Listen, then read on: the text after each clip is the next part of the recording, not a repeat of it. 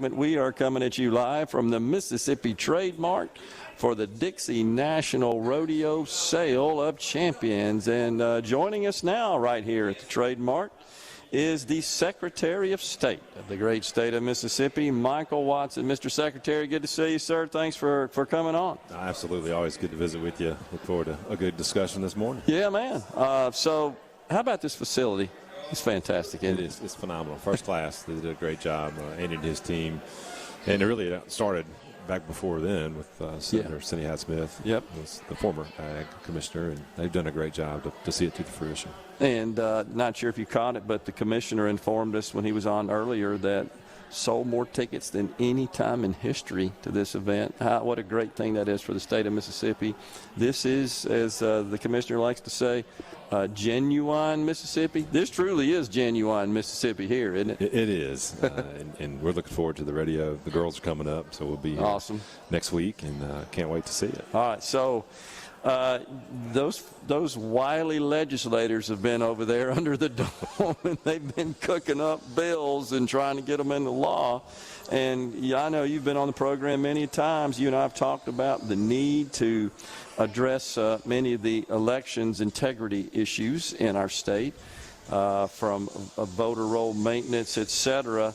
You got an update for us on any of that? How that's looking? We've had some really good success.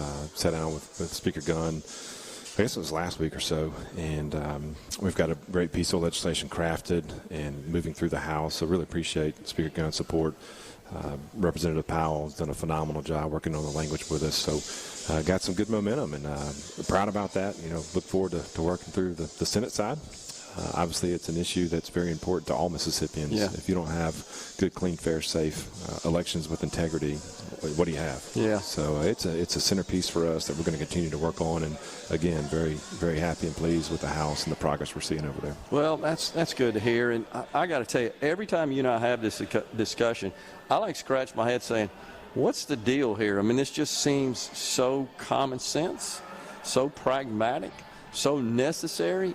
I can't understand why there would be any objection to it. We're not trying to prevent anyone from exercising their right to cast their ballot. That's exactly right. We just want to make sure that you're qualified, you're eligible, that the ballots are counted as only one ballot, and that we have mechanisms to do that, and just to protect the integrity of the process and come to the accurate, valid, correct result. That's the goal. That's right. And, you know, one of the things that I think is a little bit misconstrued, and folks see what has happened in some other states, and then they automatically think, well, you know, they're doing something crazy in Mississippi. Yeah. That's just not the case. Yeah. Look at the language. You know, that's the key. And somebody was talking to somebody the other day, said, you know, to understand the intent of the bill, I've been told that you have to read the language. Yep. Yeah, let's read the language and understand what it says, what it's trying to do. And, you know, voter roll maintenance is literally what we've been doing in Mississippi for the last, I don't know how many years, and it's based on the National Voter Rights Act. So it's federal law. It's our current practice. We just want to codify that piece. And you and I have talked about this. Why is that important if it's what we're already doing? Yeah. Well, watch Washington, D.C. and see what's going on with the national discussion on federalizing our election laws. That's dangerous. And so if you don't have something codified in state law, and you go to Washington, to the Supreme Court, or wherever, and you argue, you know what? That's Mississippi's job. Yeah. The Constitution leaves that to the states. Right. And that's what we have done. But you have nothing to lean on. You're basically left with that federal law. Yeah. So that's why it's important. We've got to get that done. Yeah, absolutely. And I know that we might be repeating it, but I think it's worth repeating. Please tell our audience about a couple of these crazy situations we have, because this is really the reason why we need to do this. That's right. When we came into office, and again, we've talked about this a lot, but it's important. People need to understand and be educated on the process. We had 43 of our 82 counties showing 90% or more of their voter rolls. Voter roll maintenance is why this is important, but 90% or more of their active voting age population being on the voter rolls. And basically 7 of those had 100% or more of the voting age population on the voter rolls. So just really quickly to kind of explain that, and this is what I try to do when I speak around the state. Say you have a little city, and this city has 100 people that are old enough to vote. They're on the voter rolls, but your voter rolls has 107 people. Unbelievable. So the worst one we have is 107%. That's why I use this. So you've got 7 ballots out there of folks that should not be on the voter rolls. They're either dead, They don't live here anymore.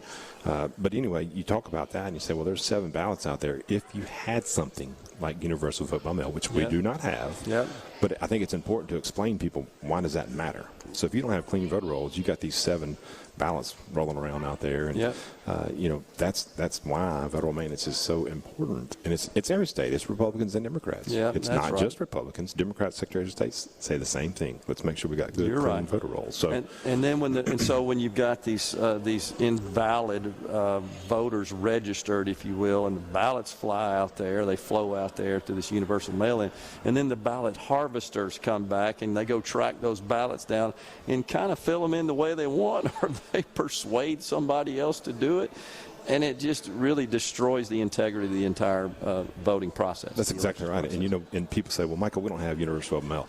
You're right. We do not have universal vote by mail. But what we do have is absentee voting, which leaves itself, if they figure out, hey, these names are on the voter roll, but they're no longer living, I'm going to try to figure out, how do I get an absentee ballot for that person? Exactly right. So it still matters.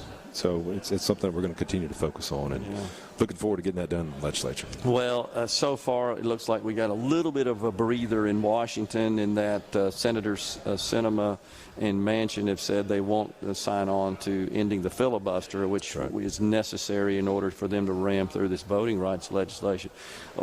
It just almost seems after that they've abandoned it. A month ago, that's all they talked about. Now you don't hear anything about that, which I think is just looking for the next thing they can push on American people. But it is. But one of the things you continue to look at is why did they focus on that? And I think it is because their policies are so dangerous. Good point. They can't pass them. So how do we get that done? Well, we change elections. That's right. And how we run elections, so then we can get those policies done. They're going to come back to it eventually. You're absolutely right. It's just a matter of time. And it's the same, I think, the same pretext for just having these open borders and looking the other way as well. It's all about, well, we can't get the majority of people to sign on to our policy positions, but we can manipulate the voting process, which it's scary, honestly. Well, and you bring up borders, and that's one of the other parts of our integrity package, making sure that only United States citizens vote in our elections. Right. We've gotten traction in both the House and the Senate this year on that one, so we're really excited about it. Looking forward to getting that done as well. And can you believe that in the city of New York, essentially they have enacted law that would allow 800,000 illegals to vote in New York City, not in federal elections, but in New York City. Right. Isn't that just incredible? It is, and we talked about this a while back in San Francisco when they allowed for illegal immigrants to vote in school board elections.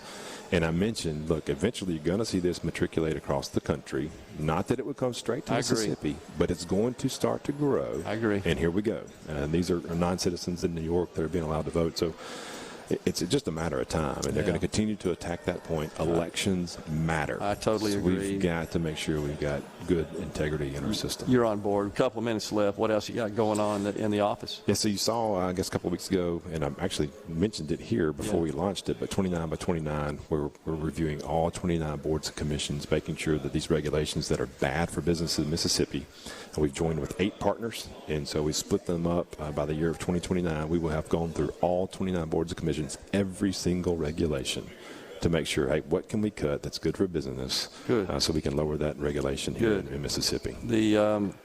We got a problem there. You know that. It's sort of crazy to think about in some situations. A prospective startup business and the owners thereof would have to ask permission from their competitors to start their business. I mean, it's... And look, you think about it, and this just really sets the table. People always think about Mississippi's so conservative, it's just a red state. Yeah. But if you look at 118,000 regulations on the books, come on. Too many. So we're going to do our best to cut those down and, again, make it easy to business Mississippi, and that's what we're about. Well, I'm glad to hear that, because I think that is an impediment to business formation. It's an impediment and a hindrance to business expansion. Something's got to be done about that. It is, and that's one of those things that you can boil down, and people say, well, you know, I get lost in policy. This is one that actually matters because it helps individual families grow new businesses, that helps their families, their communities, and the state. So this is one that you can see on the ground actually doing something. We're excited about it. I mean, let's call it what it is. It is protectionism. Yeah, absolutely. Blatant protectionism, and that's exactly what's going on there. We got to do that. So I applaud your office. How are we looking as far as new businesses? We got about 30 seconds left. How are we looking there? So the registrations? last 3 years have just exploded. When we thought in 2020 we may see a little bit of a drop. 2021 numbers went over what they were in 2020, so we're expecting another good year this year. And it matters. You know, we're cutting regulations. People know this is a great place to do business. Absolutely, and we got to promote that. Mr. Secretary, appreciate you coming on. Always good to see you, my friend. Let's have a good Dixie National. We're going to take a break right here on Middays. We'll come.